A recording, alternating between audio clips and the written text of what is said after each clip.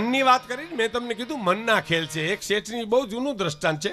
શેઠની હવેલી હળગી અને કોકે એ ગામના પાદરમાં બેઠા જઈને કીધું કે તમારી હવેલી હળગી.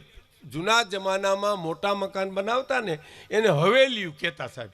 શેઠની હવેલી હળગી અને ગોટે ગોટા ધુવાડા નીકળે તો ગામના પાદરમાંથી પડતા પડતા શેઠ મારું બધું હળગી ગયું હોય બાપલિયા, મારું બધું બળી ગયું, વાહે કાંઈ રહ્યું નહીં, હવે મારે શું કરવું? બાવડા પકડી પકડીને અને બધા એને છાના રાખે છે. થવાનું તું થઈ ગયું તોય છાના ન રહીએ.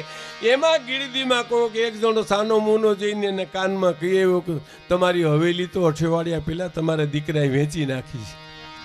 એમ જોયું, રોવ બંધ થઈ ગયું. આ મનની ભૂમિકા નથી તે શું છે કયો? એ વેચી નાખી તો કે હા તા દીકરો આવ્યો કે સોદો થયો તો પણ કેન્સલ થયો.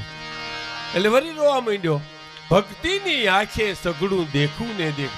મનના ખેલ તો મને તમને હેરાન કરી દે પણ એમાં તો ભક્તિ ભળી જાય સાહેબ તો મન પરમાત્મા સાથે લાગી જાય.